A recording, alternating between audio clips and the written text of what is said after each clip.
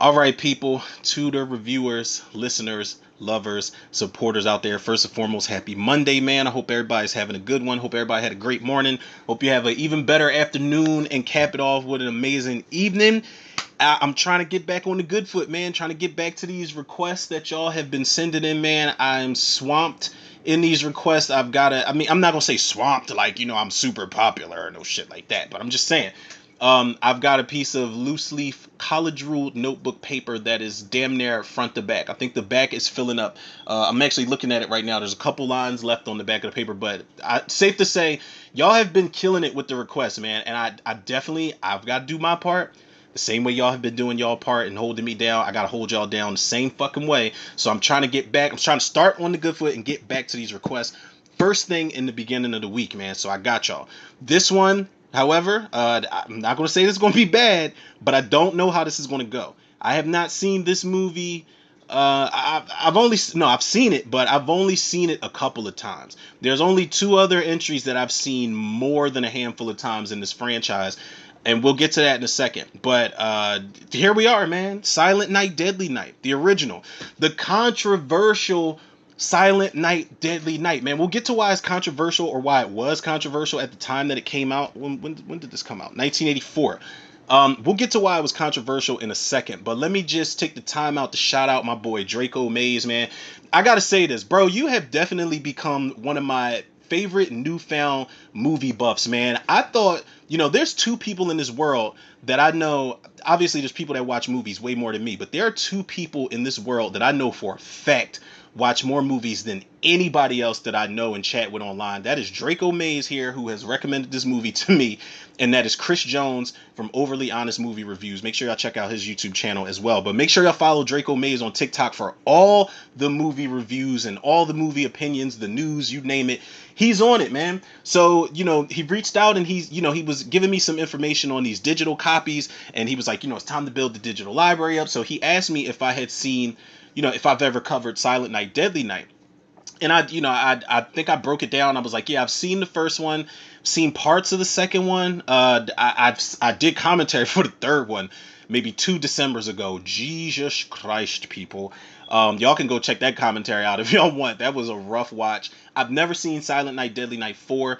Silent Night, Deadly Night 5, it was something that I rented as a kid back in the day a lot, and it used to creep me the fuck out, especially that Pino character. He's basically like Pinocchio, but I don't even want to talk about it because it's just weird.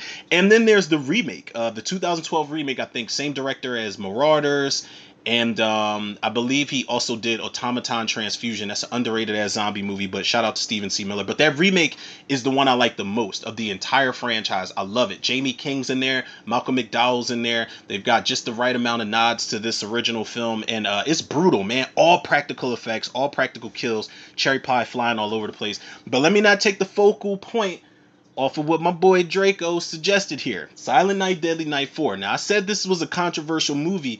I said Silent Night, Deadly Night 4, didn't I? That's because I looked at the date, the year. I looked at 1984 and got confused for a second. But y'all know players fuck up. I do from time to time.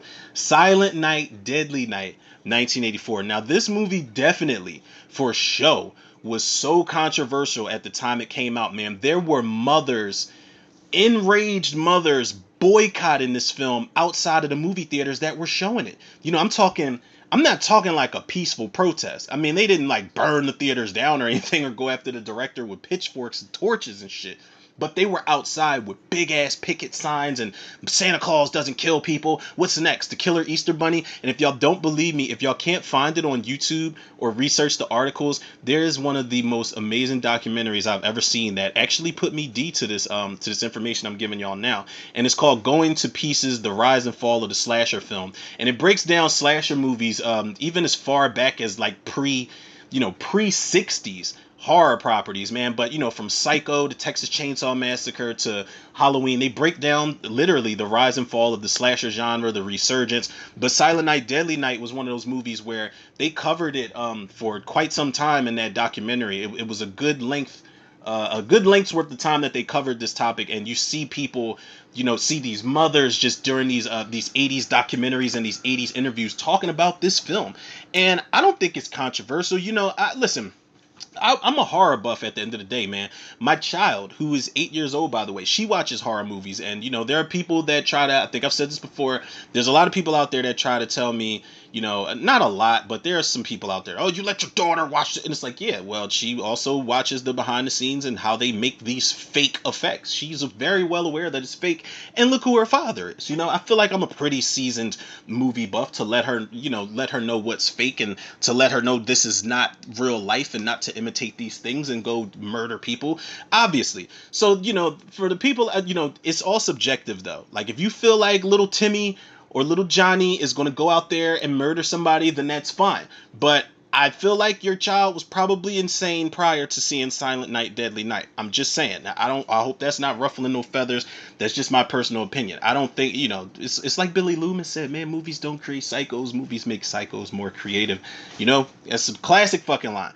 But nonetheless, man, I'm getting long-winded here. This was directed by this guy named Charles E. Salier Jr. Now, let me see what this guy has directed prior to this. He produced a movie called Snowballing. I can only assume that is a porno of its time.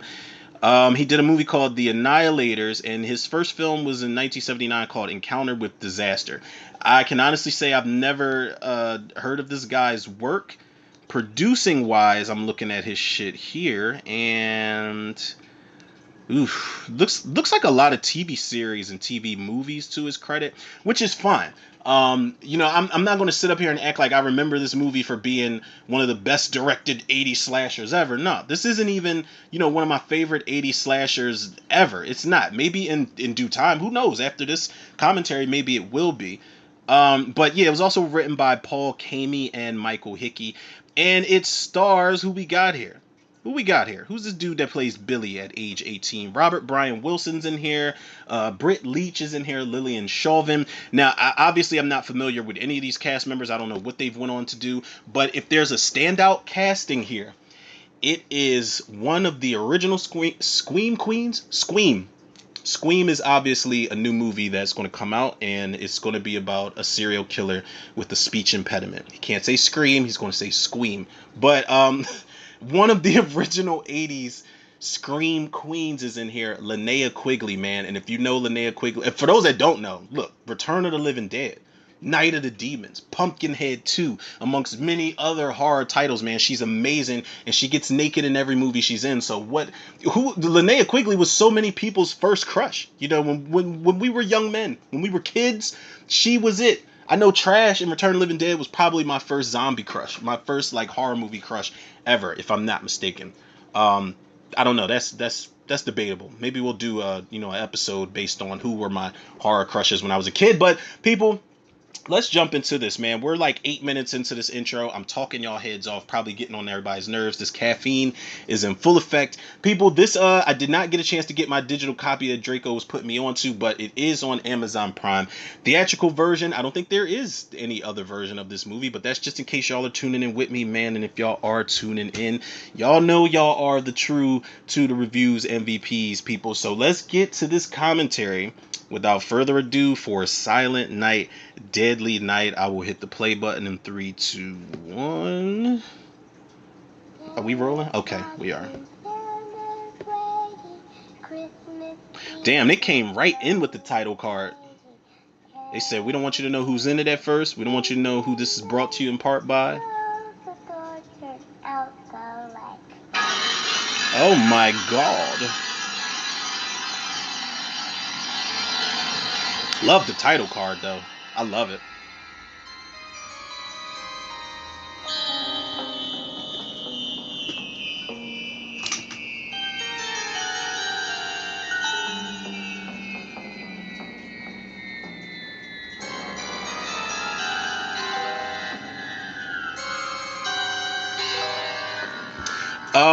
Yeah, as I'm sitting here spacing out to these opening credits and this theme song, this is very unsettling. It's like somebody's just like, well, they asked the director, like, well, what do you want me to do with the theme song?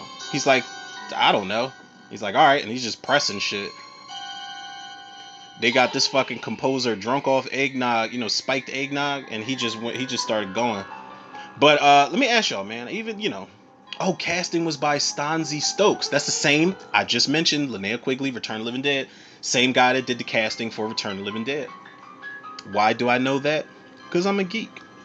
But I was about to ask y'all. Maybe I'll make it a question once I upload the episode, because Spotify is awesome and they have this, interact option now.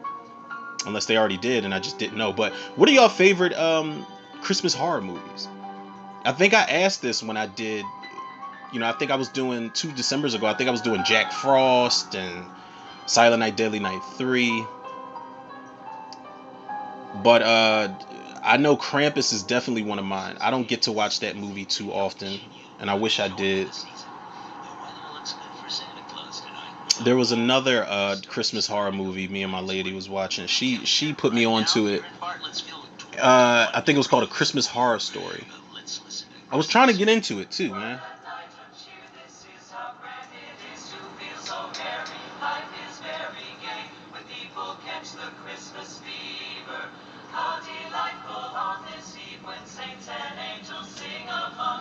Is Gremlins considered a Christmas horror movie? I think so. Shit.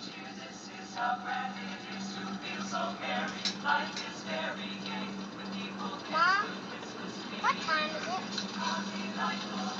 It's almost 4:30, honey. I'm gonna pay Grandpa's bill soon.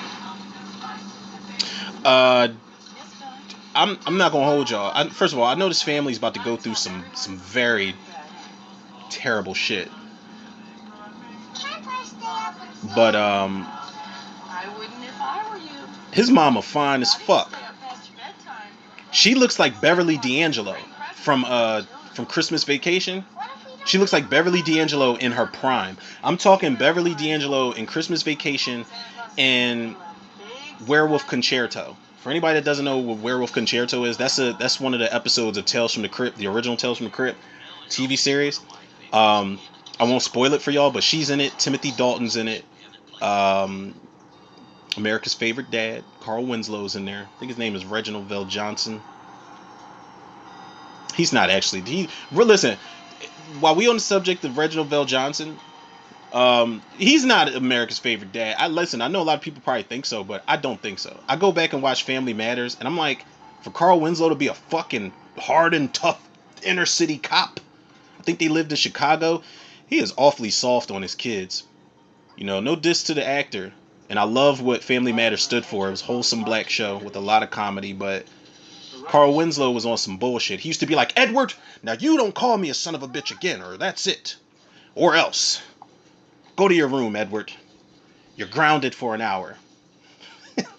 Then Eddie would just leave out and go drinking and just go fuck bitches. Come on, Edward. It's me, Jimmy. Dad. Sally.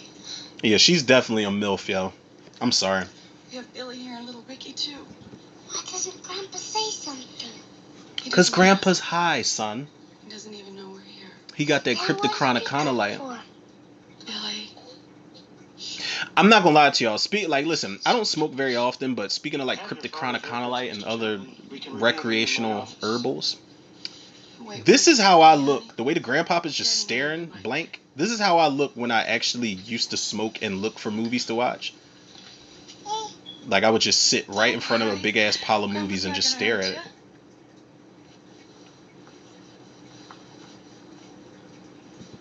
This is probably the most classic scene in the movie right here.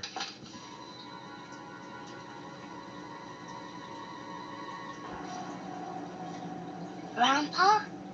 He's like, gotcha, bitch. He smiled and everything. What you want her for? She can't help you. Nobody can. You scared, ain't you? You should be. Christmas Eve is the scariest damn night of the year. I'd be scared too if I was you. You know what happens Christmas Eve, don't you? Yeah, we get candy. You know all about Santa Claus. He brings presents to all good boys and girls. Aw. Your daddy told you that, didn't he? Well, I'll tell you something. Santa Claus only brings presents. to them that's been good all year. To the ones that ain't done nothing naughty. Naughty. All the other ones. All the naughty ones. He punishes. What about you, boy?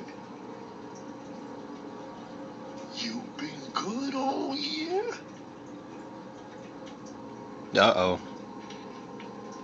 You see Santa Claus tonight? You better run, boy. You better run. It's actually a pretty creepy fucking scene. This dude's selling it.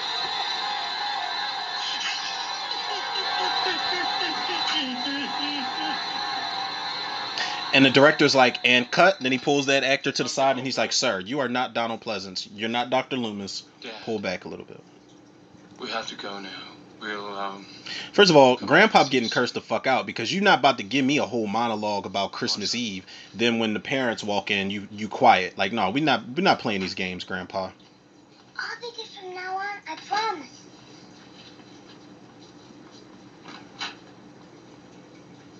I'd have slid him a pint after that. Like, here, like, Grandpa, like, just drink this and shut the fuck up.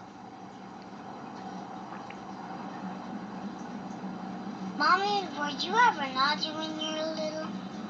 Oh, once or twice. Did Santa Claus ever punish you? Where did you get an idea like that, huh? Grandpa. Grandpa? Grandpa said Santa Claus was gonna punish me. Think Dad could have talked to him? I don't see why Billy would lie. Maybe we ought to call Dr. Conway. I don't want him to come. I'm scared. Of who, honey? Santa Claus. Honey, there's nothing to be scared of. Grandpa said Santa Claus was gonna punish me. Billy, calm down. Grandpa is nothing but a crazy old fool. Oh, wow. Mommy, you shouldn't have said that. Why don't you say that to his face, It's though? naughty to say bad things about old people. Santa Claus will punish you. Alright, you shut your fucking mouth now. For the rest of the ride. So, ho, ho, ho. I don't get enough of this shit on the radio. It has to come into my store now. What's the matter? You don't like Santa Claus? It's good for business, bad for my stomach. Jesus, look how dated that gas station is. What charity are you with? Whoa. What the hell are you doing that for? I'm holding you up, asshole. Put the money in the bag. So it's not all phony sentiment, is it? A lot of it's genuine greed. All right, you. Ooh. Gotta be quicker than that.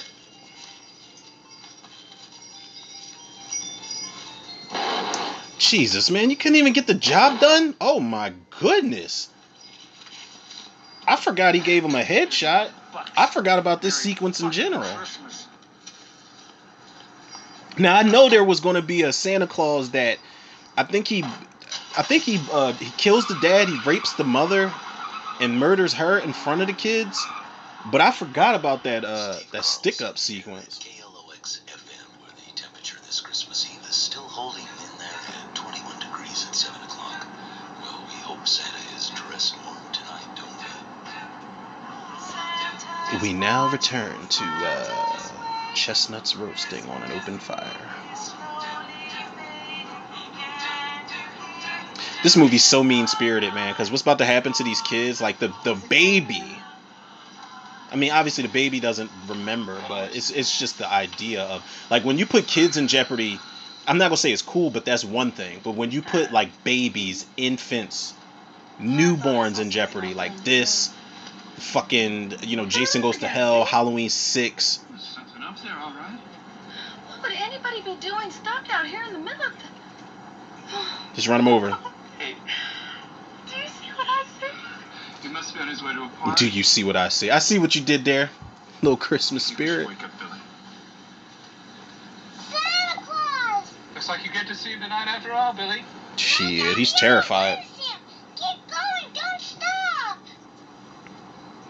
What if Billy just grabbed a gun from under the seat? Just killed Santa. Need a ride, Santa Claus? Well, no, not exactly. What's the problem? Oh, there's no problem. It's just that I ran into a little bit of lousy luck. Oh my God. Jump! Go! There you go. Did he hit him?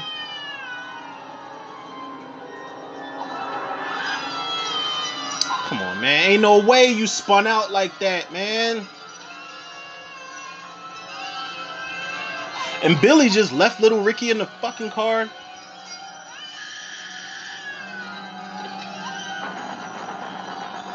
Okay, there's no way he's a crack shot like that where he just up now he could have shot him through the windshield, but it's like, why wouldn't you duck while you were reversing the car? I mean, you know what? Don't even matter, because I wouldn't have stopped in the first place. I'd have been riding down the road, I'd have seen Santa stranded, I'd be like, oh, Santa, car trouble? Well, that's why you've got reindeer. Fuck out of here.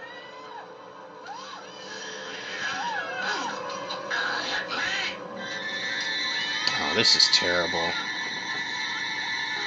Oh, God.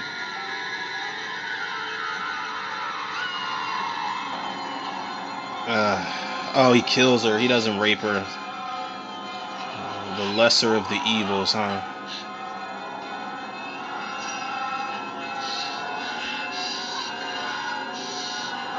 Hey, you little bastard!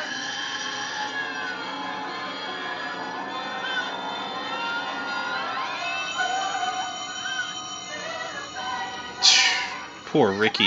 You know, it's no surprise that Billy grew up to be just a fucking complete psychopath. That would destroy any child.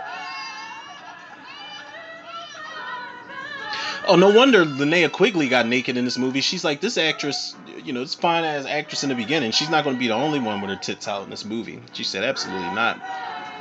And this was this was before Return of the Living Dead. This was 84. Return of the Living Dead was 85. Night of the Demons was 88, I believe.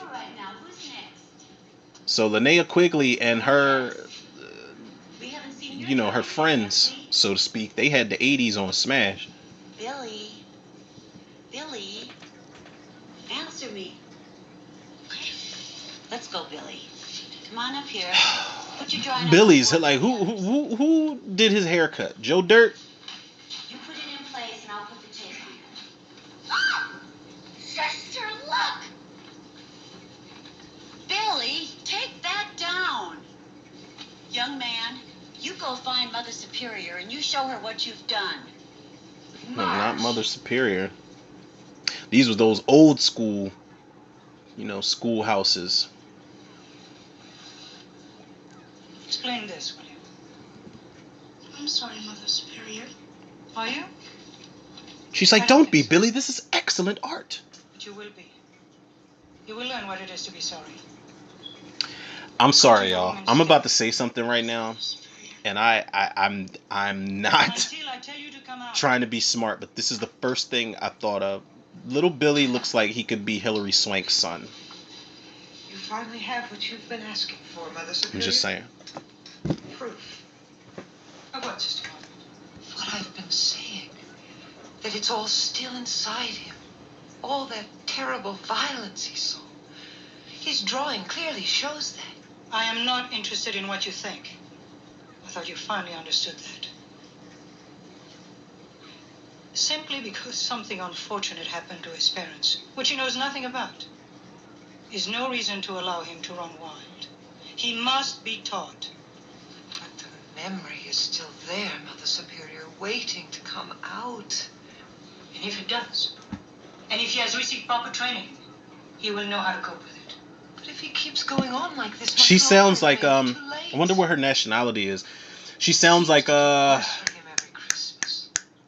God damn, another an actress that was in another Christmas horror movie, but the original Black Christmas, Olivia Hussey. That's I her will name. take charge of that child personally. She's like, hey guys, it's the moaner. Be quiet so I can hear him moan and say dirty obscenities. Good day, I'm not gonna lie, Black Christmas, you know, when I asked y'all what were y'all favorite Christmas horror movies, Black Christmas, the original, it's, look, I come off as somebody who hates it and just be, you know, just hating on it. I don't. I just think it's kind of overrated. You know, it's a movie where it's marketed as one of the scariest movies of all time. What was the tagline? If this doesn't make your skin crawl, it's on too tight or some shit like that. I don't know. It was a crazy tagline, but Black Christmas is just 18 different subplots in one movie. You know, I'm thinking it's going to be a slasher movie. It is well made though. I won't deny that. Bob Clark, I think, was the director of that one, and this is a really well made film, and the cast is so good. Margot Kidder was in there. Rest in peace, shout out to her. John Saxon, rest in peace, shout out to him. It's cool, but I'm more partial to the 2006 remake. I love that fucking remake. Now that 2019 reboot they did,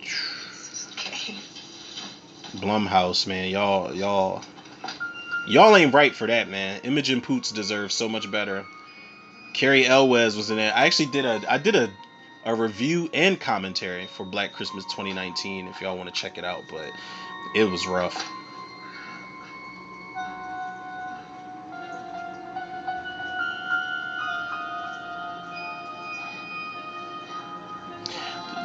Billy, them boots, straight from Dolly Parton's wardrobe department.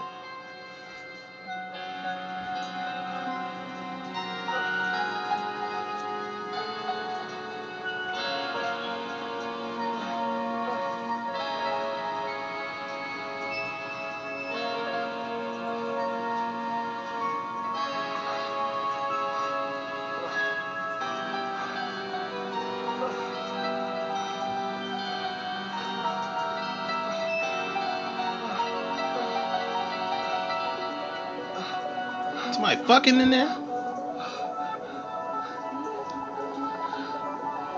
The Mother Superior getting her boots smoked in there?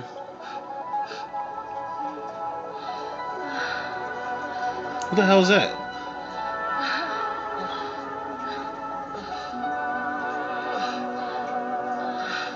Y'all know what's crazy?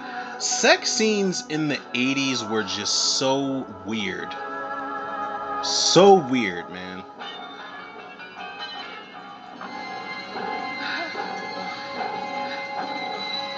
Oh God, here she come.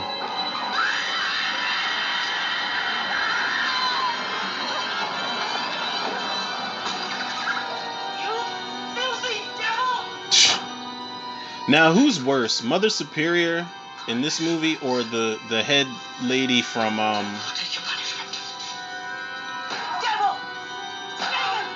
Okay, I'm gonna, you guys got caught having sex. I'm gonna spank your naked ass bodies with a belt. Just make the situation even more awkward, I guess. But who's worse, Mother Superior in this movie or that head nun from Problem Child? Because she was, ooh, I couldn't stand that lady. Stay out of this, Margaret. William, come here. Billy, what's wrong? Your brother's in that case, that's what's wrong. No, he's not. Take it back. Boys. Boys, just knuckle and just What did you see fight it out and see who's right. Nothing, Mother Superior. Do you know what they were doing? No, Mother Superior. Good. What they were doing was something very, very naughty. They thought they could do it without being caught. But when we do something naughty, we are always caught. And then we are punished. She's actually in that documentary I was telling y'all about, the Going to Pieces, Rise and Fall of the Slasher film documentary. She's in there. Punishment is good. Yes, Mother Superior. You left your room, William. Yes, Mother Superior. Very, very naughty.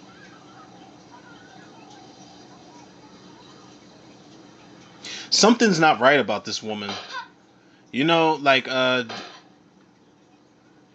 it's just something not wired right with this lady. Like, it's like the enjoyment for her, the low-key enjoyment while she's trying to conduct herself like a disciplinarian. It's just very suspect to me. And I tell you one goddamn thing, this was definitely back in the day because ain't no motherfucking teacher, there ain't nobody touching my child. Don't discipline my child. I'll burn this whole motherfucking place down. We don't do that. We don't do that here.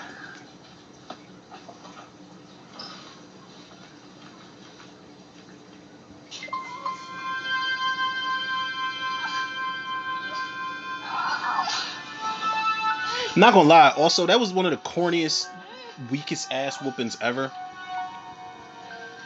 Like, I'm sorry, in the black community, black parents, depending on what type of black parents you had, they whoop ass, man. Like, my grandparents, my stepdad, and my mother were the disciplinarians in my life growing up. And my mother, I'm the youngest of her 3 kids. I got in trouble the most. So y'all can imagine how them ass whoopings used to be. Like, y'all ever got y'all ass whooped so bad that you can't really make a sound? I think somebody made a stand-up joke about this shit one time, and I remember seeing that, or seeing them talk about that joke, and I'm like, yo, that's relevant. You just in so much pain, and you just can't. You want to cry so hard, but you can't make a sound. It's like sleep paralysis.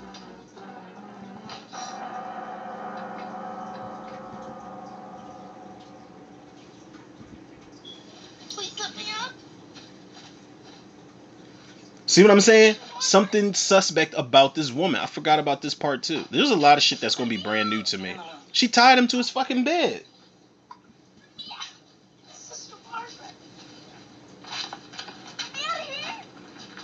They should have just strolled on that old lady and just overthrew her from the kingdom. Like, you need to get exiled at this point. Could you, like, they tied him to his bed. Like, what if he had to scratch his nose, or... Oh my God, could y'all imagine? This is why, you freak people out there that love restraints and all types of kink and shit. Y'all got that. I need access to my arms and wrists. I see nothing but grief where there should be gratitude. What'd she say?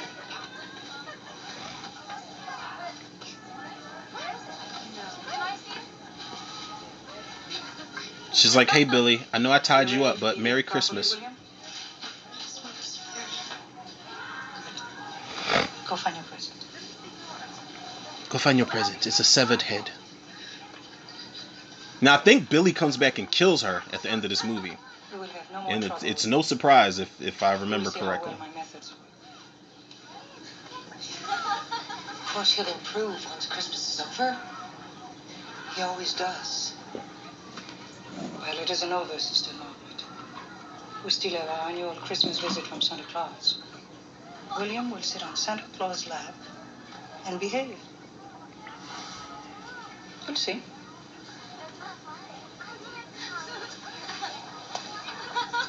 She's looking at Mother. She's like, Mother, what the fuck is wrong with this lady?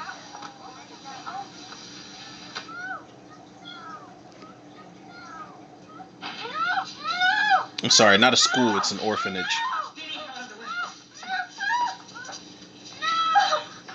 You will learn. Listen here, you little shit. You're gonna sit on this random guy dressed up like Santa Claus's lap. Like, what the fuck is wrong with this lady? Damn! He socked the shit out of Santa Claus. Belted Santa Claus out of his fucking seat. Oh, and he leaked his nose too? I'd have been like, oh yeah, I'm getting paid extra for this shit. That kid just broke my nose. I'm sorry. I didn't feel to be naughty. Don't punish me. Please. Yeah, this kid was terrorized. There's no wonder he grew up to be a serial killer. They freeze framed on him. Now, where's the cap? Like, why would they freeze frame like that and make it blur out? Like, I was just about to say a caption should have popped up when they freeze framed it. Billy went on to murder everyone in the orphanage that same night and walked around with Mother Superior's head on his shoulders. It's in the stockroom, hauling crates. It's just not a job for a kid. I suppose not. Sorry I couldn't help. And you know what? Bless her heart, man. There's always one. She's just like, she's the nun with the heart of gold, man. She reminds me of that redhead nun. I can't remember her name exactly. She reminds me of that redhead nun from Sister Act. The one that was just such a sweetheart, man. She was so very soft-spoken.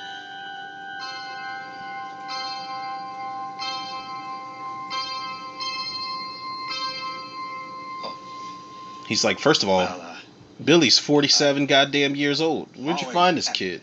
Help the church, sister. He starts Monday morning. 9 o'clock, sharp. Oh, thank you, Mr. Sims. Oh, I remember this montage sequence for sure, because they make it seem like this is, this is going to be like fucking, the next Growing Pains or Step by Step type of TV series. This shit is so touching. This is the calm before the storm, though.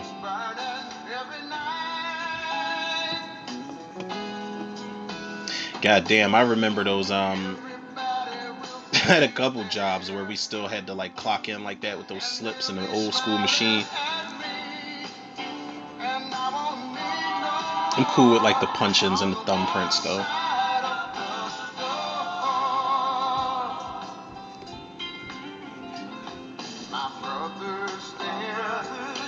My man getting super drunk. What's that, Jim Beam? Or is that J&B?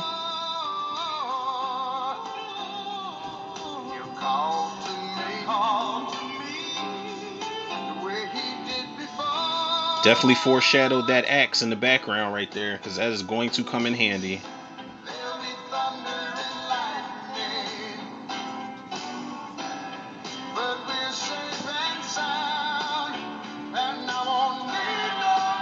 Oh my God.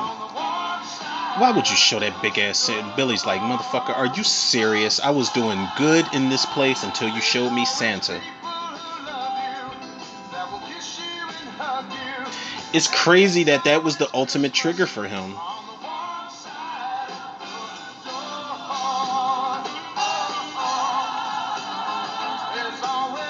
This song is killing me right now, man. Like, why would y'all put this in this movie? I'm expecting when this song goes off, they're going to be like, Silent Night, Deadly Night was filmed in front of a live studio audience that was unfortunately murdered by Billy during the taping. This song is nonsense, man. This shit makes you feel like everything's gonna be okay, and you know it's not. Just what the fuck you think you're doing now? You shouldn't talk like that. Oh, well, excuse me and Landers. You know, what is it with you lately, Billy? Nothing. And I'm gonna level with you. When you came here a couple of months ago, you were an alright kid. But all of a sudden, you got this fucking attitude problem. Snapping at me all the time. Just staring off into space like some moon goon. Will you just leave me alone, all right? When I leave you alone, asshole, none of your fucking work gets done. Look, I don't care about my fucking work. Oh, is that so, wise ass? Just leave me alone. Yeah, because you look like a fucking extra from Goodfellas. I'm gonna go get the paper. Merry Christmas, everyone. Oh my God. Merry Christmas. See, y'all just keep. First of all, they didn't do background checks back then. You didn't check like, like. I just don't get it. Motherfuckers just neglected to mention, by the way, when he was, a kid and his brother was an infant, his fucking parents were murdered by a guy wearing a Santa Claus suit. No, I'm fine. Really. Crazy plot hole right there, but it's a 1984 slasher Don't worry movie. about the stuff. I'll straighten it up for you, okay? I don't know if they necessarily cared, as far as these 80s slasher movies go. Don't get me wrong, the 80s slasher craze it was a golden era for horror. Don't get me wrong. I Am Made 90s was the best era of horror type of guy. And speaking of which, shout out to my boy Johnny Zuko. Y'all can go out and go out and check out, because obviously the episode is out in these streets. But go on Zuko's Corner, the YouTube channel, and check out our episode of RNZ Live, where we talked about all our favorite movies from the 90s and just why the 90s was the best era for horror. But there's nothing like that golden era of 80s slasher movies, whether they were cheesy or not. I just watched Slaughter High a couple nights ago, man, and I absolutely love that movie. Cheesy and all. But I don't know if the directors cared. I don't know if the writers cared or not. They just wanted to one-up Halloween and Friday the 13th because those were the biggest, they were the hottest shit out at the time. Even though Halloween wasn't the 80s, but Halloween 2 definitely was in 81. So they wanted the next holiday themed horror movie, or they wanted the next slasher icon altogether that could come back for sequels. So I think it was just, I'm not going to say all about the gimmick, but I think they were just, I don't know. Whoa. Oh, shit.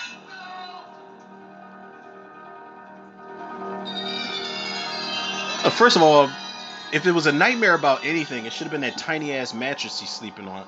But that was a hell of a dream he had. Sex and murder? Don't punish me. Don't punish me.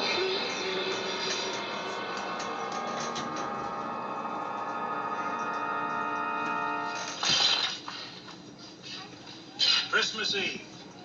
Only one more day in this Christmas crap is history. Hate to ruin your party mood, Mr. Sims, but it can't. Looking at him box up that G.I. Joe stuff, there's something I want to say in regards to a movie that was recently released, but I cannot. I'm so fucking late with my review for this movie, but I'm not even gonna spoil it. I can't say nothing. Lucky him. As far as G.I. Joe goes, I will say I did commentary for Snake Eyes G.I. Joe Origins, if y'all want to check that out. That was actually a really, really good movie, man. I'm mad that movie did not do numbers like it should have. I think out of all the G.I. Joe movies, Snake Eyes is probably the best one. I do love how goofy that first one is. And I love how grounded and just pulled back G.I. Joe Retaliation was. But Snake Eyes felt so much like I don't think you realize this, but like an actual like ninja movie. that's a hell of a lot more than he'll do. Sims is nobody's friend. Remember that.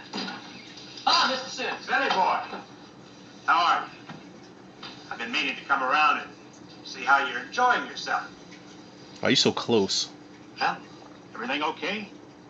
Wearing Pee Wee Herman's bow tie. Yes, fine. Everything's fine, Mr. Sims. Good boy. Listen, Bill, reason I dropped by, Tell you you're fired. problem maybe you could help me with. I mean, if you'd like to. Of course, Mr. Sims. Anything you want. You just tell me what it is, and I'll be glad to help out. See, that's where you fucked up, because now your boss gonna think he can just reel you in whenever he want, and you gonna be the scapegoat. That's very good. Oh fuck! I forgot they dressed him up. Isn't it, Mr. Didn't they dress him up? He's definitely Show fat him. and jolly.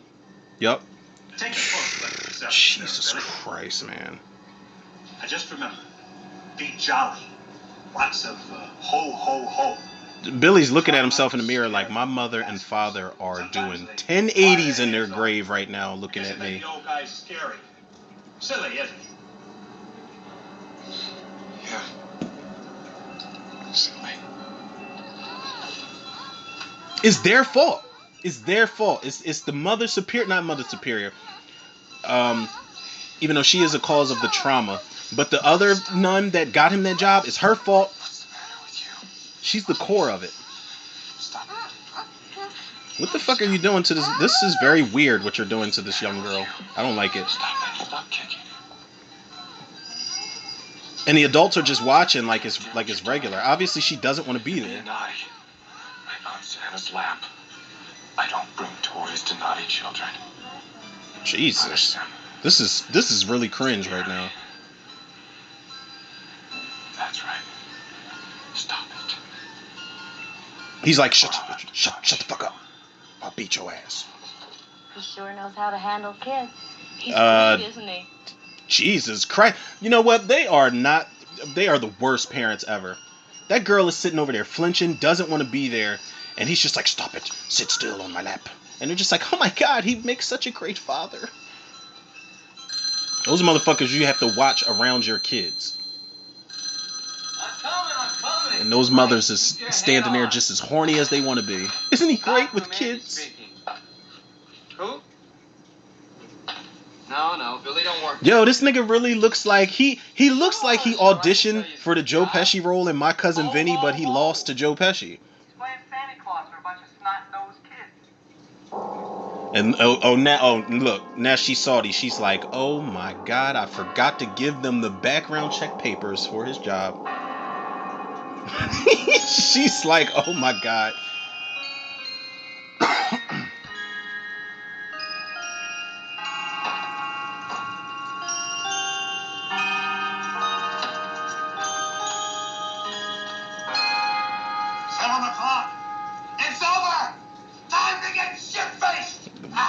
Okay, I didn't know they said that in '84.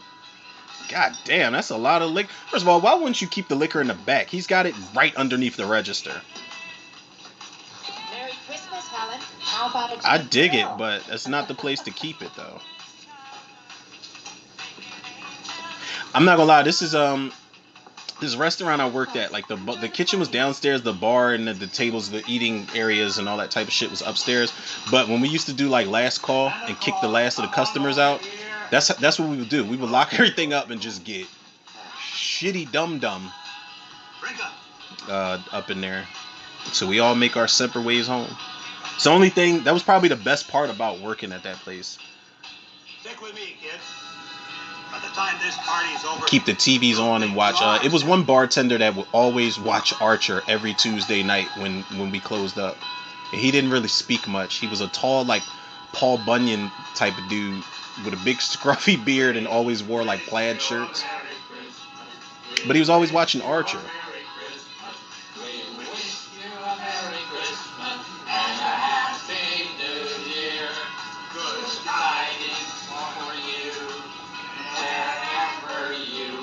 I'd have been like, Billy, you know you can take that fucking costume off, right? Did he? Oh, he had. Oh, look at Mousetrap in the background. I remember that game. I don't think I was ever any good at it. Like, I remember there was a portion of my life where my mother would buy us a bunch of board games, and I remember Mousetrap. I remember Trouble. Was it Trouble or was it Sorry? I don't remember. I remember. I don't know how many people remember Forbidden Bridge, and there was a lot of. There was a good time. The '90s was a good time for games and shit. Hey, what you doing, huh? Creepy Crawlers and Shark Attack and Hungry Hippos and stuff like that. Thinking about my parents. Oh, good. That's fine. That's fine. A boy should think about his parents at Christmas. Look.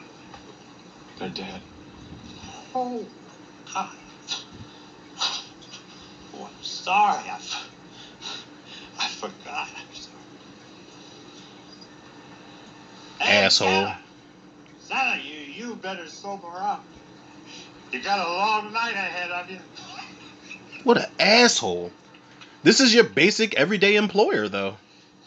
Do you remember what Santa Claus does on Christmas Eve? It's like, oh, your parents are dead? All right, look, you still coming in tomorrow? I need you to open up the store, because I'm going to be hungover. Better get started.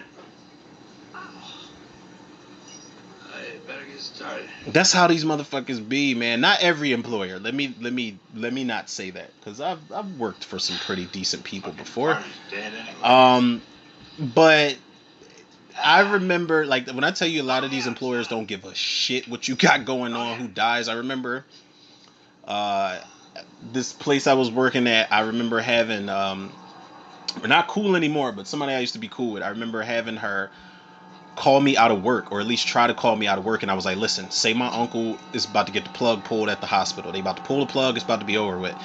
And my boss came in, I was in the kitchen, and the boss came in, and she's like, yeah, they said they're about to pull the plug on your uncle. Do you want to talk on the phone? Because she told the girl that I was cool with that was calling me out of work, she said, yeah, I understand you got a family emergency, but I need him here. I was like, oh, fuck. Listen, I'm not gonna lie to y'all. Obviously, my days were numbered at that point when I saw that they didn't give a shit. Now I know it was a lie, and it was a bad lie. I don't like making, shit up like that, but I wanted to get out of work so bad. We were getting slammed. But after that, I think that was when I started just bringing my liquor to work with me. I'm like, fuck this place, man. I'm going to do my job, but I'm definitely going to go in this blind spot where there's no cameras and drink, because y'all don't give a shit. And if y'all don't give a fuck, I don't give a fuck either.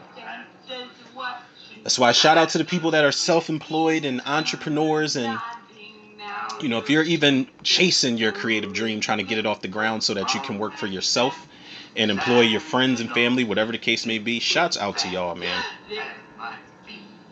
It's nothing like working for yourself. Christmas won't be fun and games for naughty girls and boys. Oh,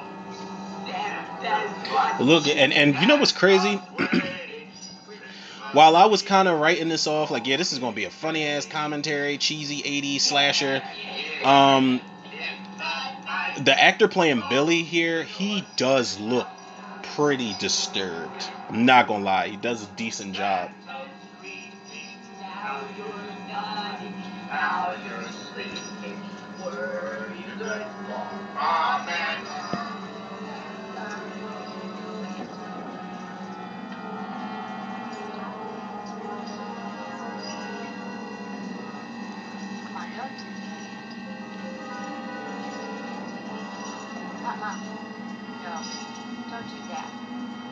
Let's go back. Are they doing naughty naughty back there? Andy, stop it. Please, Andy, no. Come on, let's go back. No. All right. Oh, okay, guy. Now it's molestation at this point. What the fuck are you doing?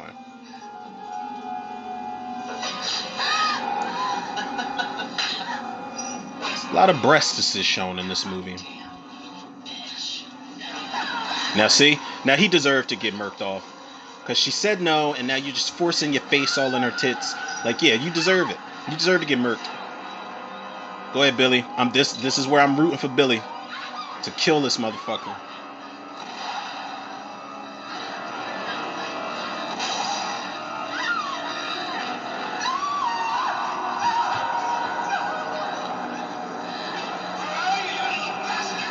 Kill him, Billy.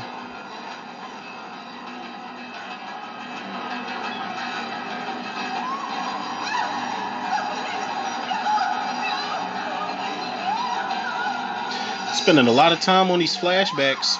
We already saw this stuff.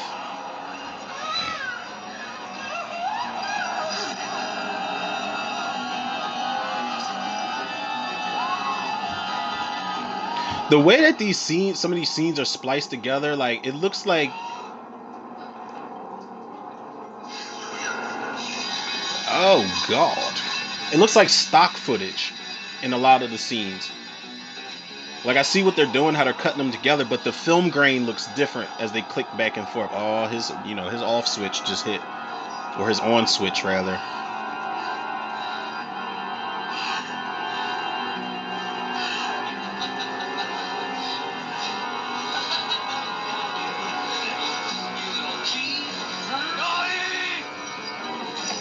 Oh god.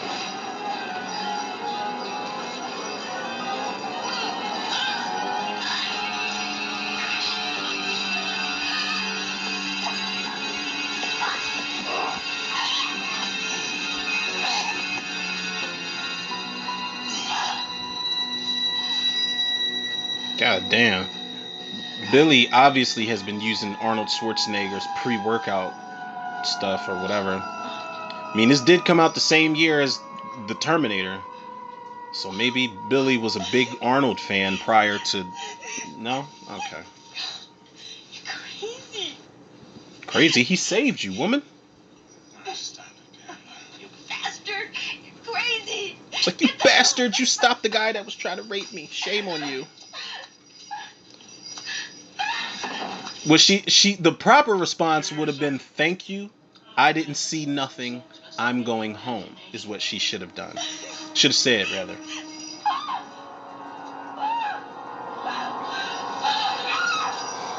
Oh, God. Is necessary, Pamela. It is.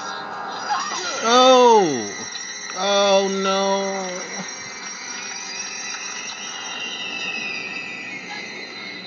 Now, I appreciate the effort put behind, like, gore effects and shit in the 80s, but it's like, Tom Savini would have been perfect for this movie because you could tell he just had, like, a retractable blade in the box cutter and just cut upward in her stomach. But you know, if you would have had Tom Savini on deck, another 1984 movie, if I'm not mistaken, was Friday the 13th: The Final Chapter. When he kills that woman that works in the morgue, Robbie Morgan, and that's her character's name, but she's named after the actress that plays Annie in Friday the 13th, the original. But when he kills that woman that works at the morgue, he sticks a scalpel in her stomach, but he's slitting downward. And Tom Savini makes that shit look so plausible in the 80s, man. So they should have had him on deck for this.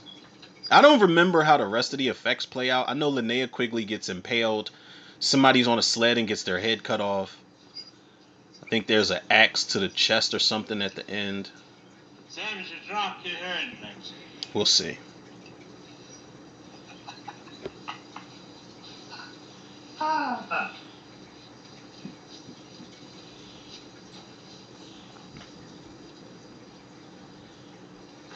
Yeah.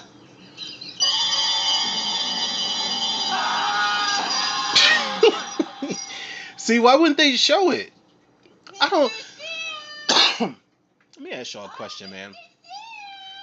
What is a trope that y'all hate as far as when people get killed in horror movies? One of the things that I don't like. I can deal with it, but I don't mean I have to like it. When people get killed and we get the cliche blood splatter across on something, I hate that shit. Just show it. Like, even if you edit it properly, you can show the kill shot and then show the blood splatter at the same time, or one after the other really quickly. I don't know, but just that blood splatter shit, it's like, all right, man. I guess they were, you know, it's a limited budget. I can understand.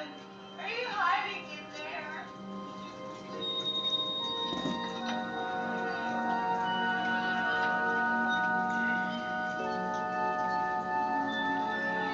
there? This woman was in something. Oh my god, and I can't figure out. Oh, she was. That is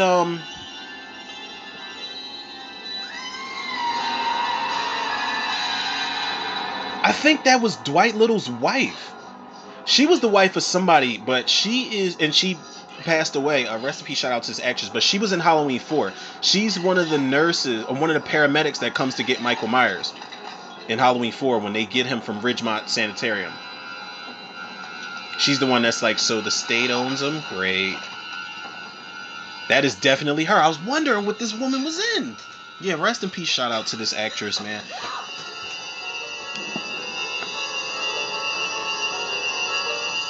Yep, that's her. I know that's her. Score is very strange in this movie, but I guess it works. I just feel like this movie, there's like no tension. There's no creep factor at all. And I don't know if people prefer that. Like, do y'all prefer to see y'all killers' faces? Like, there's a small group of people, and I don't understand why, but there's a small group of people that actually enjoyed the Prom Night remake. But that guy, there's no mask. He's walking around with a fucking hat on in the hotel, murdering everybody. The movie Hush, I did commentary for that if y'all want to check that out. I think it was 2016. The killer takes his mask off at some point. He's got a scary ass mask on, but he takes it off at some point and he's just walking around. He's the dude from, Belko Experiment. He's just walking around with no mask. But it's another reason I love the remake of this a lot better, because the guy, it's a regular guy, but he takes this Santa Claus mask, like this transparent mask, and he puts it over his face, so you can't really make out what he looks like. Did she take the axe from him?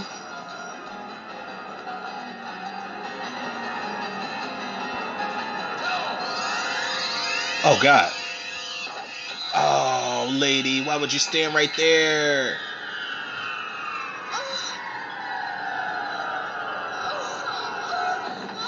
Oh, don't be so dramatic. It's just an arrow. She had time to move, though. Listen, I give her credit. She had the right idea. When she went up to that window, she was about to bust that shit open with the axe. Now, honestly, I'm going to swing the axe towards the window as I'm throwing myself through it, because you're not killing me in no Santa Claus suit. You know how embarrassing that's got to be when you get to heaven? Like, what are you in for? Santa Claus killed me. Everybody's you gonna get laughed at.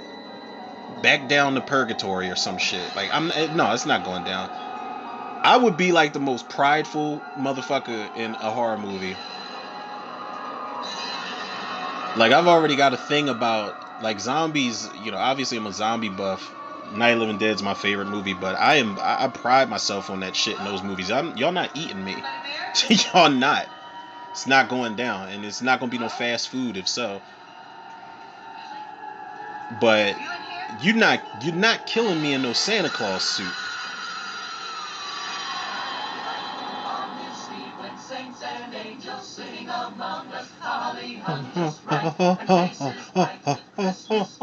So demonic. Meanwhile, the fucking Addams family is on the roof of this house that they're, you know, caroling in front of. They about to pour that boiling hot water on them.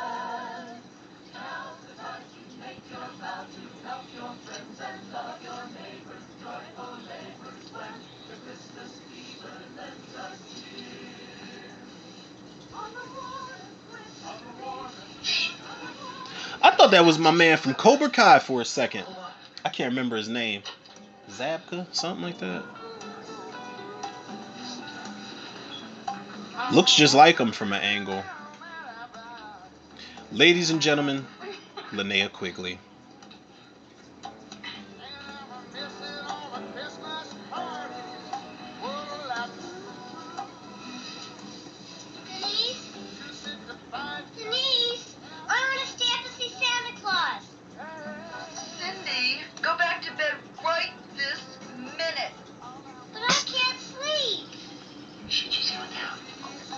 Yo, he really looks like my man from Cobra Kai. He's in the Karate Kid and Cobra Kai. He was in he was also in Just One of the Guys. You don't go back to bed. Santa won't come. He's not the only one. He won't? No, you're being bad, sitting up. Go back to bed. I'm not gonna say I'm glad that it's happened because I feel like kids should hold on to their, you know, their innocence and their beliefs or make beliefs for that matter for as long as they can. But my daughter has definitely grown out of the Santa Claus thing, 2 ball in the corner pocket, which is fine.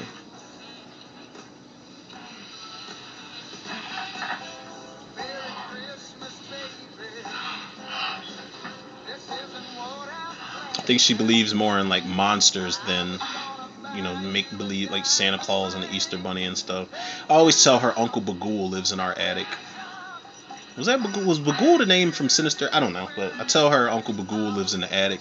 Oh, shit. Sorry, Tommy, I gotta go upstairs for a minute. What for? The cat wants to come inside.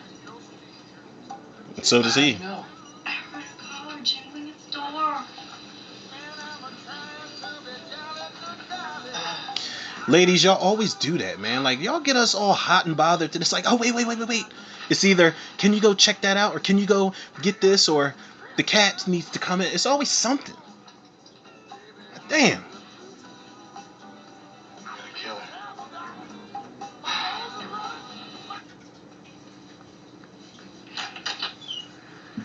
Hoodie, you out there?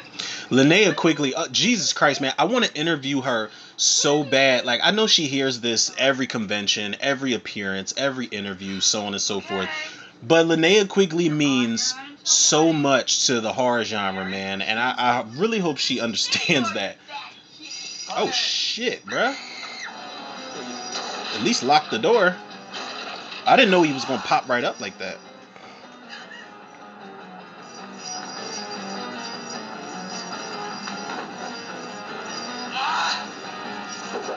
Jesus.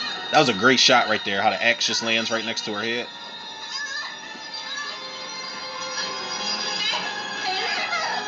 Her boyfriend ain't shit. Like, you can't hear her screaming. This was another sequence that was recreated in the remake.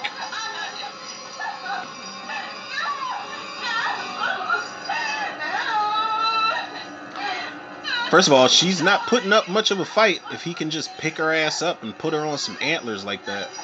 I know she's a tiny chick, but oof. No. Oh. Oh, Jesus. I don't remember them showing that. Is this like the unrated version or something? That might be why the film grain looks the way it does. Like it goes back and forth, because that's what they did with My Bloody Valentine. I remember grabbing that DVD years ago, and they had the gore sequences spliced into the theatrical cut, because the theatrical cut, the MPAA toned it down a lot. But they, the film grain looks different when you see the gore effects in My Bloody Valentine. So maybe that's what they're doing here. We might be watching the unrated version, people.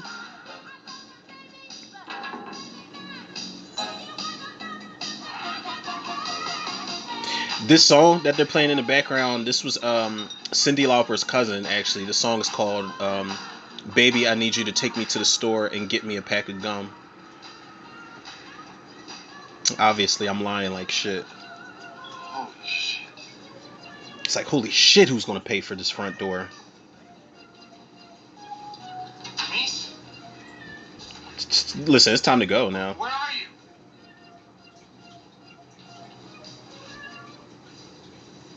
Denise?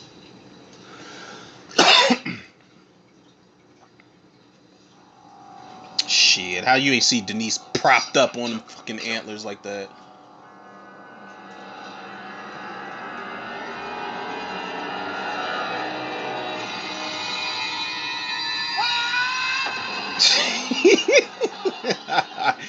Took him long enough to react, and he did the Power Ranger roll when Billy threw him. There you go. Okay, I didn't know he got the best of him for a quick second. Let's go. Now it's time to run. Just jump out the window. Don't be Matt. Don't be Matt from Terminator. Don't make me bust you up, man. And then get your ass kicked. Operator, I need the police. Jesus, man. You are a moron and a half.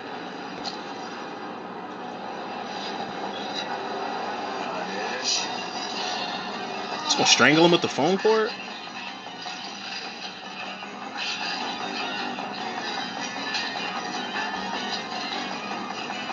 Come on, man. Do something. Oh, there you go. Let's go. Now, this was his chick. Listen, you have conquered this man 3 times. And you still getting your ass kicked. Oh, he's gonna throw him out the window. That's right.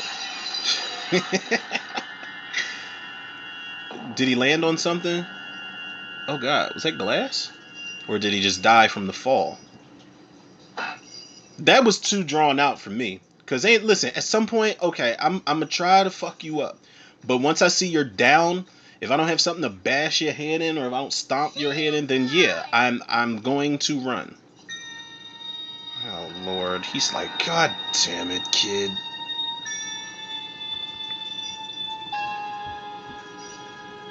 I know people in the theater were probably like, oh my God, he is not about to kill this little girl.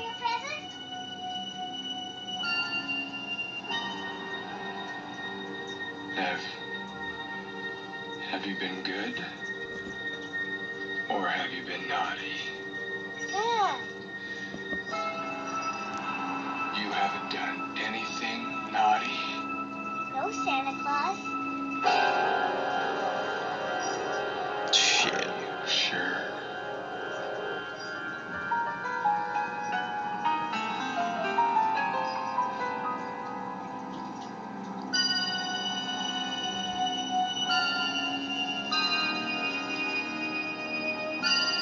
Here, take this bloody, rusty box cutter as a Christmas consolation prize. Even she's looking. She's like, the fuck is this?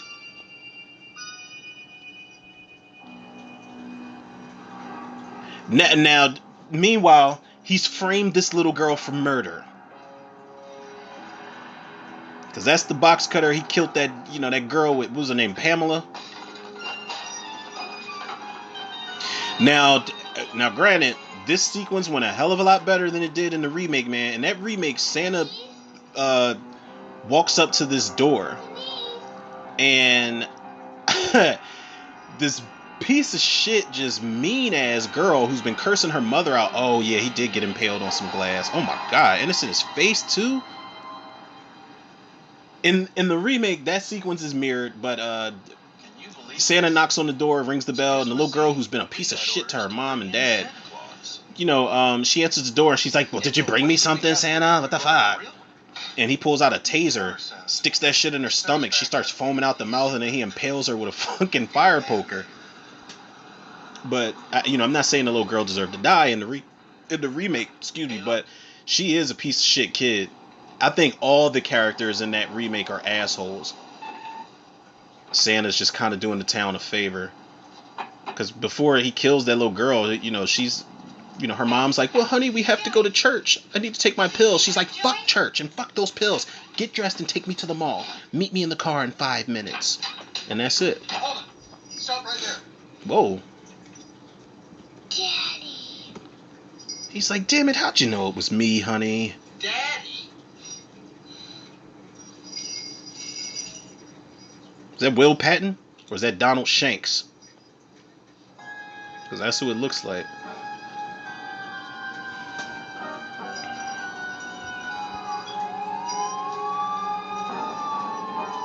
Billy's like, if I jog quick enough, they won't see me in this loud-ass Santa Claus outfit.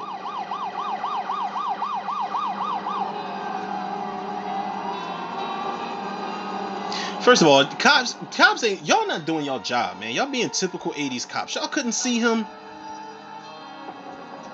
No lights flashing. It is pretty dark out there, but I'm just saying.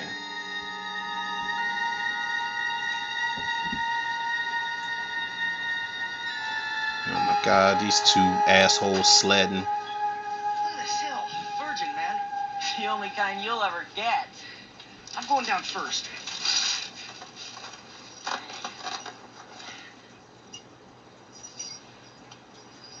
Go on. What's the matter? You afraid? Shut up a second. He looks like somebody Are too. you having a religious experience? Or did you pee your pants? Oh god. Somebody else is out there.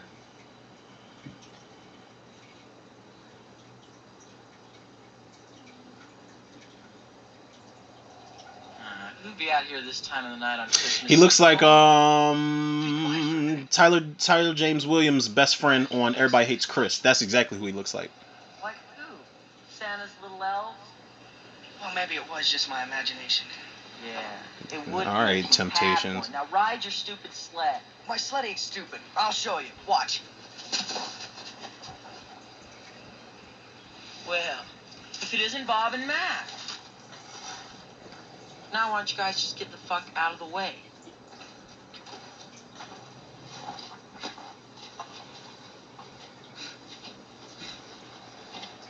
Glad to, little man. But, we're gonna go sledding. Are these dudes supposed to be teenagers? That's the plan. It's a grown-ass man. You guys are gonna take our sleds. Oh, you guys are great. You know, I want to grow up to be just like you. Ugly and very stupid. Haha.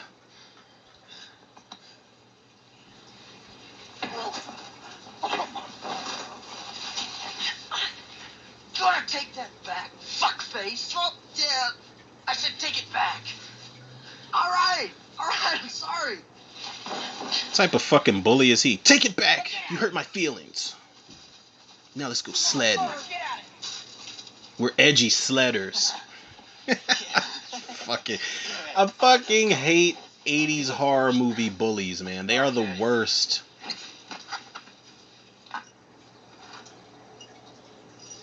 Sledding kicks ass, man. We're gonna get all the girls if we're sledding. Hey, what if I hit a tree? Just go.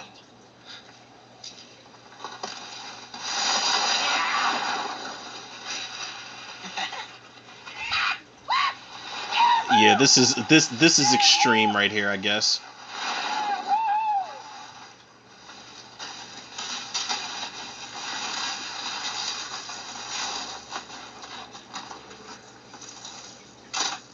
That was corny as fuck. I'm not even gonna lie. That was the corniest sledding I've seen on screen before.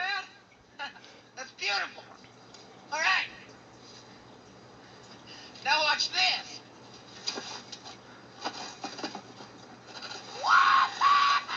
Oh my god. Extreme! They're like the fucking dudes from Harold and Kumar.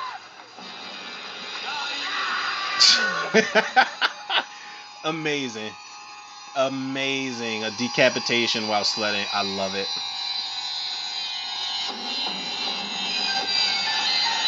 That was great. Even though they didn't show it, I just love the idea of it. Oh, there's his head. Okay, you gonna scream or run? Oh my god, man. Even Billy's looking up. He's like, you just gonna keep screaming like that? Or what are you gonna do? Is that... listen, I was about to be so hyped, people. I thought that was Vic Morrow right there. Recipe shout out to Vic Morrow. I guess it does look like him, but I guess I still have Vic Morrow on the brain because I think the other day, a couple days ago, was the anniversary. Was it the 40th anniversary of the Twilight Zone, the movie, and Vic Morrow played that racist guy who gets a pretty good comeuppance. Man, it was really sad, the story behind him and the Twilight Zone movie tragedy. He died on set of that movie. Him and two other kids. Sorry, I must have fallen asleep. Yeah, that shit really messed up production and it left a stain on the film. I love the film though. Underrated.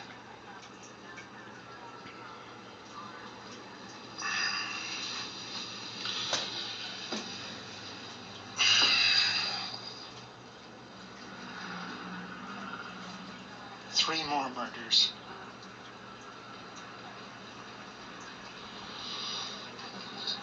I'm eluding my men all night. Kid may be nuts, but he's not stupid. No, he's not stupid. In fact, everything he's been doing has a kind of logic to it. Once you understand what he's gone through. Oh, it's your fault. Shut up. If that's true, there ought to be a way we can predict his next move.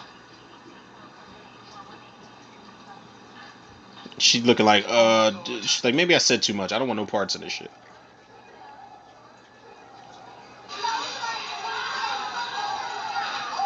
She's like, oh Lord, he's after Mother Superior next. And then the cop is just going to be like, well, that's not such a bad thing after all. I want those papers folded and stacked, not tossed about. And I want each one of you to write a nice thank you to Santa. Ain't nobody listening to her. Are you listening? Nope. You got a room full of kids on Christmas morning. Who the hell's listening to you, lady?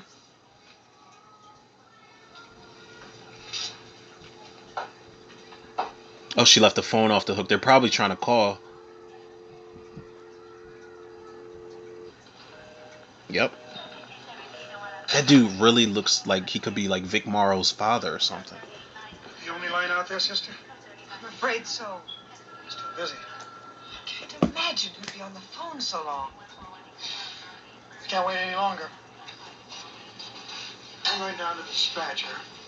And you and I are going out to the orphanage together. Sister?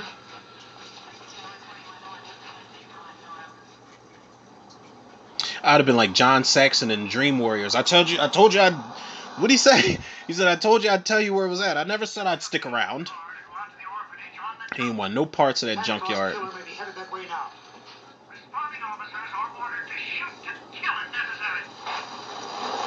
Now look at this motherfucker. He said, shoot to kill? Oh, I'm on it. I'm gonna be the one to collar this guy. Dead or alive. It's always a fucking cop that's way in over his head in these slasher movies too, that just thinks he's gonna save the day.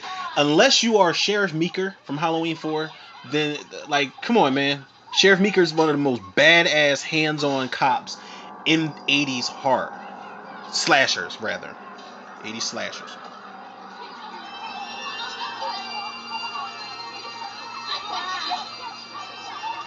I can't even give Sheriff Brackett the credit.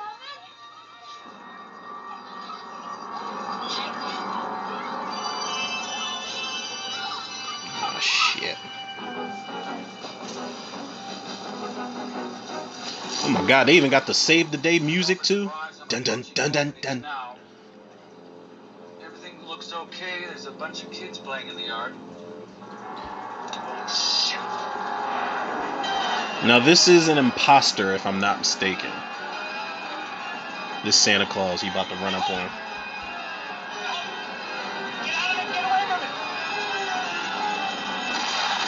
Oh shit!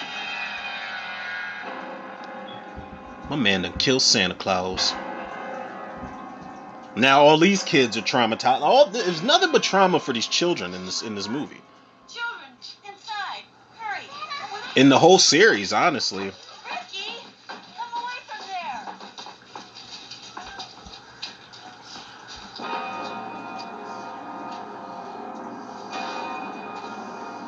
there. Now this poor bastard won't even make it home to see his family. Stupid ass cop. Santa Claus was shot and killed at St. Mary's home. Ambulance is on the way. I'm sorry, sister. But at least it's all over. Captain, we got a problem here. Indeed. Description of the dead man, it's all wrong. What do you mean all wrong? Martin says the guy's about 50, under 6 feet tall.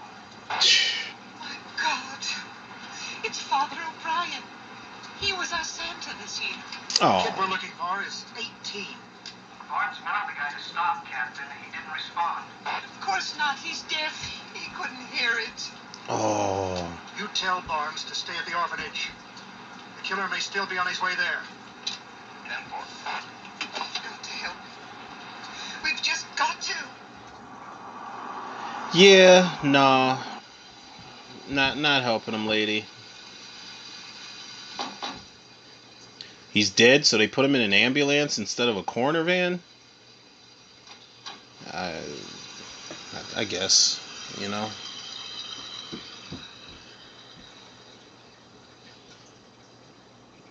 I don't understand how you could have mistaken Father O'Brien for the murderer in the first place. He was dressed as a Santa Claus. Captain Richards can explain. My man, I need you to cut that fucking mustache down. Like he's got the crustache.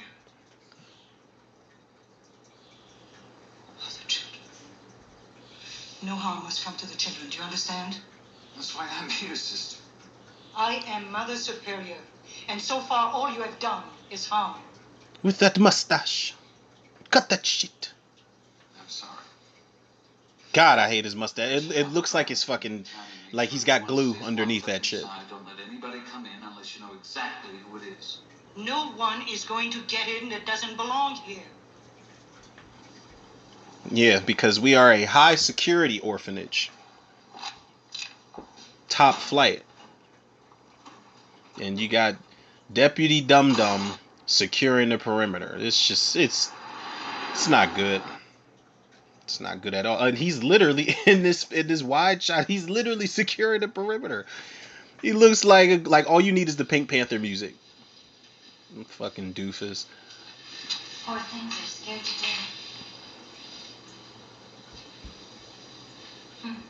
Oh, yes. They need something to keep their mind on it. Richard. She's like, spit those rhymes that you wrote for Christmas.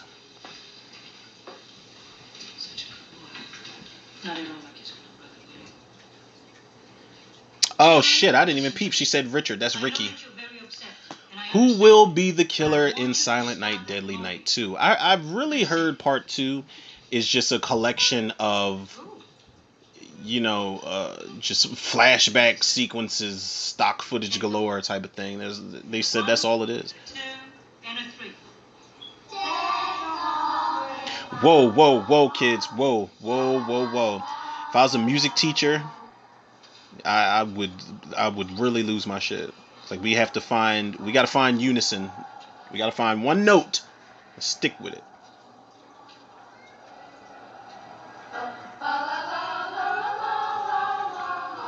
Jesus.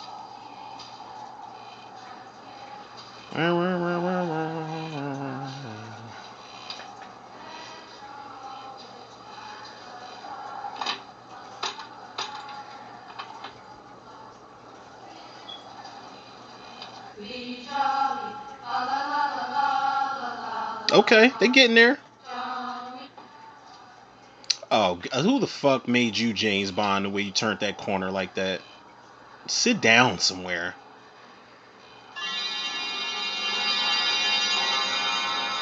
He's like, oh no, an open door.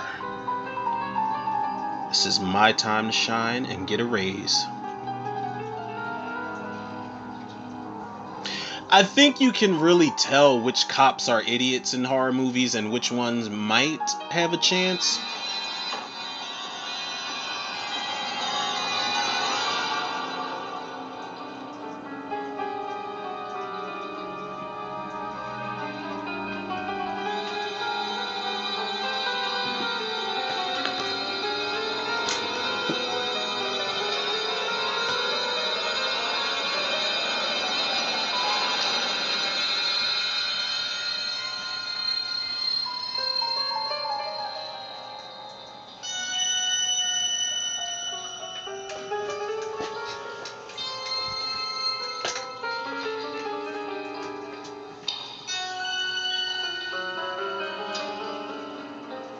Is that random ass composer again? He's like, I don't know, I'm just gonna keep pressing keys and shit. It's like he's got a bunch of different instruments around him. Like he's just running around the room. Like he's got a microphone in the middle of the room. He's just running around each corner of the room, just pressing shit. Listen, don't get me wrong. I love the score though. I like this score.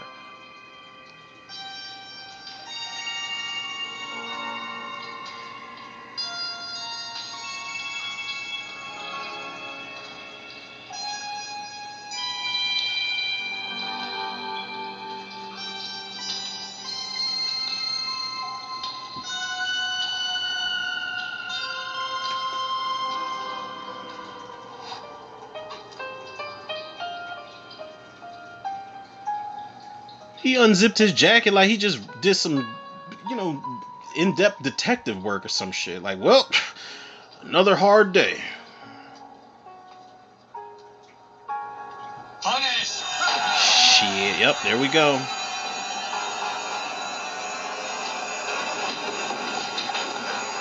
Good riddance, cop. Not to mention, y'all stole that sequence from The Shining. Fuck out of here. That's when they kill, when he killed Dick Halloran. Axe to the chest out of nowhere. Except The Shining did it a hell of a lot better.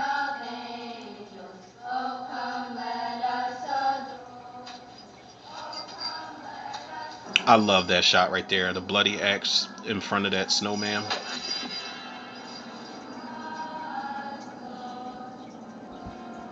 Alright, let's try now Jingle Bell. Alright. Andrew, where do you think you're going? Come on, we need answers. Andrew looks a little psychotic himself. No, don't! Mommy, I let him in. Chrissy, stay away. Stay with me. But Mother Superior, it's Santa Claus. Chrissy, stay away from me. Hello, Santa. Now, what if he just went Anakin Sky? Like, what if the movie just did not give a fuck for real, and he went Anakin Skywalker and just slaughtered all these kids?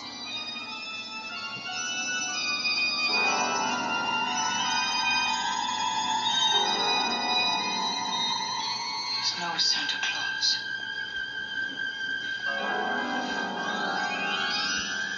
There is no Santa Claus. Naughty.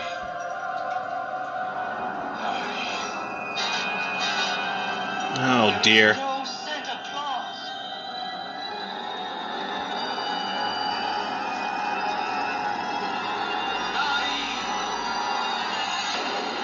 Oh, he doesn't get to kill her.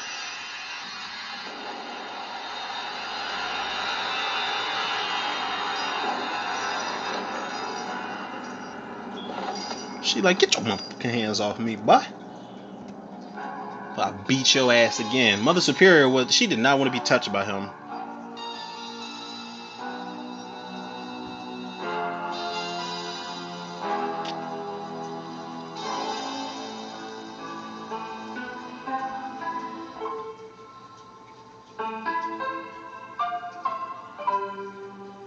Again, there's that composer who don't know what he don't know what type of music he want to make for this movie. You're safe? How? Santa Claus is gone. Not quite. Mickey Rooney will be back in a couple sequels. No bullshit, y'all. Mickey Rooney definitely plays Santa Claus in he plays a toy shop owner named Geppetto. His son's named Pinocchio. But he definitely puts on that Santa Claus suit throughout the movie. Mickey Rooney's creepy as all hell on that shit. And the axe just so happened to land right at Ricky's feet, who will follow in his insane brother's footsteps. Ricky looks like he could have been one of the Mighty Ducks in the original movie, the one that just never came back. Naughty. All right, you just now you're just quoting the original. It's like, just make up your own line, Ricky. Damn, I did. It ended with the title card. Well, we survived Christmas, people. It's not too often we get to say that, especially not in summertime. But we did indeed survive Christmas, people. And shout out to my boy Draco Mays for recommending this movie. Like I said, I've done commentary for part 3. That's about it. But I told him it was horror movie weather out here today. So Silent Night, Deadly Night it is, and I guess after this we're gonna move on to part 2. I don't know if I'll need alcohol for that or not, but we'll cross that bridge when we get there. I'll give this a generous 7 out of 10. The final act of the movie is pretty weak. It's not climactic at all. There's little to no tension in this movie altogether. It's the plot hole of not even explaining to the employer his history of what the fuck happened to his parents and so on and so forth. It's a big bother for me. But it's not the best. It's not even in my. I don't know if this is in my top 10 80 slashers. I would have to do like a ranking. I think that would actually make for a really good episode. But it's cool. It's fun to be had. The theme is consistent throughout. That's a big thing with these holiday themed slasher movies, old or current. If the theme is inconsistent and you don't know what the fuck you're trying to do, then that's a big problem. But it's pretty predictable. But there's fun to be had, man, and I can appreciate it. There's the directing. I'm not really gonna get too into that because I wasn't really looking for much, but Linnea Quigley was a big highlight. I can give it that. And then I think the characters are more comedic than anything. I know it's unintentional humor, but y'all know I find the humor and everything. The kills, if this is the the unrated, uncut version with the added gore scenes, that's cool. But the kills could have been a lot better, and we could have showcased a lot more. I feel like once Tom Savini stepped on the scene with Friday the 13th in 1980, the bar was set, man. You have to, if you don't have Tom Savini on deck or Kevin Yeager, I don't know if KMB was around at the time. I don't think KMB was until like the late 80s, because I think they did the effects for Halloween 5, which came out in 89. Or if you're not like John Carl Buechler or something, if you don't have those people on deck, then you really got to show out with these kills, man, because a lot of the times in these 80s slashers, that's what people were going to the theater to see. And Tom Savini set that bar high with Friday the 13th, man. He made it so that moviegoers wanted to see new ways for people to get killed. And again, I can't close this episode out without shouting out that documentary, Going to Pieces, The Rise and Fall of the Slasher Film, man. Y'all have to check that out, especially if y'all are fans of the slasher genre of all generations. But yeah, I'll give it a generous 7 out of 10, man. Not the worst, but it's not something that I would recommend where it's like, all right, y'all gotta see Silent Night, Deadly Night. Like, if it's the remake, sure, I'll definitely praise that. But we'll see. We'll see what happens, man. I know this is going to be a scattered ass rating system for this franchise. I think when I did the commentary for part 3, I think I might have given it a 3 out of 10. I'm not sure. There was little to nothing. This one's a hell of a lot better than part 3, and it's unfortunate because Bill Moseley played. Does he play Ricky? I think Bill Moseley plays Ricky in part 3, and he's got a really distinctive look to him. But the movie is trash, Truck Juice. I'm telling y'all, it's awful. So we're going to skip part 3. Next will be Silent Night, Deadly Night 2. I think what is the tagline for that? It's a subtitle or something like that. I think it's just part 2, and I know there's a gun on the front of it. Garbage Day is one of the most epic lines in that movie. So like I said, we'll cross that bridge when we get there. And again, shout out to my boy Draco Mays for recommending this, man. This definitely did make for some good content. You were not lying about that, sir. And again, make sure y'all go check out Draco Mays' page for your movie news and movie reviews and your giveaways and all of that. Make sure y'all check out his TikTok page. But people, y'all already know where to go, man. And if y'all don't, y'all can follow the podcast on Spotify, iTunes, Google Podcasts, Apple Podcasts, Overcast, Pocket Cast, Breaker, Radio Public, Podbean, and Podcast Addict. Shout out to Spotify for podcasters. Follow me on Facebook, Instagram, and TikTok, Romero Tudor. Shout out to the Facebook movie group, The Cinemaniacs. And last but certainly not least, shout out to the Tudor reviewers, the listeners, the lovers, the supporters out there. Still working on that Flash review, people. I feel like I waited a good amount of time. I feel like the movie's been out for like a week or two. And I feel like given everything bad or good, majority of the bad things that people have been saying about this movie, you know, the fact that it's looking like it's a box office bomb. It didn't make the money that it was projected to make. I feel like with the smoke clearing from every bad thing said about it, it's a good time for me to talk about everything I love about it. Because I'm definitely going to review it. I want to review it. I don't want to do beat for beat everything that happens like I normally do, but I want to talk about all the sequences and the set pieces I love in that movie, and the performances, and the character appearances, the cameos, the surprises, the twists and turns. I want to praise it for what it is. Now, I wish I knew who the fuck this guy's name was, but obviously he wasn't important enough for me to remember it. And there was this guy in the comment section on Facebook who was like, he was going after me for what I said about the Flash movie. And all I said, I was agreeing to another person's comment. And that person said that I'm praying for Ezra Miller's mental health and so on and so forth. I'm not running with any tabloids or headlines that the media is running with. Allegations. I have not seen Ezra Miller convicted of a thing. So allegations. And I agreed with the guy in the sense that, yes, I am praying for Ezra Miller's mental health as well. And I feel like everybody is innocent until proven guilty. Until we see this shit come out and you are convicted. Harvey Weinstein, Victor Salva, the dad from Seventh Heaven type of creep shit, then it is what it is, man. So I went into the movie like trying to separate myself from that shit. But there was a guy who normally I'd say, yeah, he shall remain nameless. I'm not going to put your name out there, but I can't because I don't fucking remember your name, guy. But he was like, oh, you leave Ezra Miller around your kids and you tell me if you want to keep this peace on earth shit. And I'm like, I don't give a fuck what you're talking about. Like, we can agree to disagree, that's fine, but don't get disrespectful. Like, y'all know how I am. I'm a pretty fair person. But then the guy goes on to say, I guess he snooped on my page a little bit. And he's like, I'm going to tell all your podcast listeners that you condone child grooming and sexual abuse and domestic assault and all this other shit. And I'm like, I'm laughing at him because I'm like, my listeners have been tuning in for the most part for 3 years, almost 4 years in October. My listeners know me. And I'm very well aware of the fact that y'all, listen, I really wish I knew this dude's name, man, because I wouldn't have an episode dedicated to what this guy said, but I just thought it was fucking hilarious. He's like, I'm going to tell your listeners on you. You're going to pay for this. And it's like, listen, if you're going to look at my page and see the podcast, at least click on something. Like, at least, give me a spin or two. Spread the word and be like, this guy's podcast is terrible and he condones these types of actions, or whatever your fucking accusations are for that matter. And, just spread the word, because somebody will be like, wow, you just couldn't be more wrong. But this guy's actually got some decent content and he's kind of funny with his bad jokes. I don't know. Spread the word, man. Spread some good cheer in the midst of your bullshit, if that's what you're going to do. But I say all that to say, I do still plan on doing this review for The Flash. I don't know how many spins it's going to get. I don't know how many of my listeners are interested in the movie or what's going on, but I had a good time watching it. So I do plan on getting that review done today.